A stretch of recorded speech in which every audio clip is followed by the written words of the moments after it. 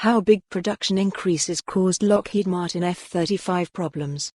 The Lockheed Martin F-35 Lightning II stealth fighter's mission capability rate was hurt due to difficulty Lockheed Martin and its suppliers had producing spare parts, an issue caused by a 3-year push to dramatically increase production of the aircraft, a top U.S. Air Force official says. Over the past several years, production of the stealth fighter increased about 114%, from 66 aircraft produced as part of Lot 9 in 2017 to 141 aircraft to be produced as part of Lot 11 in 2019, according to Lockheed Martin and the U.S. Department of Defense.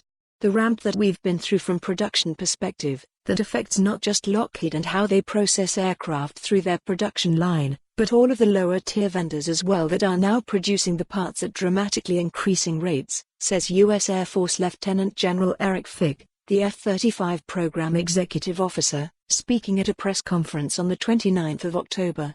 And then they must also produce spares, even above those rates, right?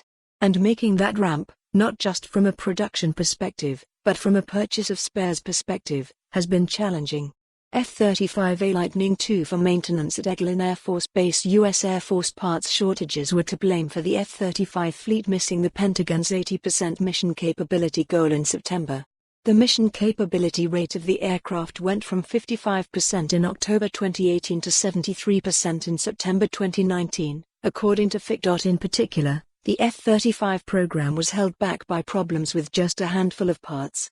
We are particularly having issues in 3 areas. 1 is canopies, 2 is engine fuel hydraulic tubes, and then wingtip lenses, says Ellen Lord, Undersecretary of Defense for Acquisition and Sustainment. The issue with the canopies has to do with the loss of the coating that's applied to the outside of the canopy, says Fick. And, we're working to mitigate that with the prime contractor, Lockheed and their subs GKN, Aerospace, and PPG, Industries. Suppliers should be helped by a coming slowing of production increases, says Fick. The comparatively minor quantity changes across lots 12 through 14 should give it some breathing room as we move forward, he says. Talk of production issues comes as Lockheed Martin and the F-35 Joint Program Office agreed on the 29th of October to a $34 billion production contract for 478 examples of the F-35. As part of that 3-year deal, the price of all aircraft variants will fall an average of 12.7% from Lot 11 to 14.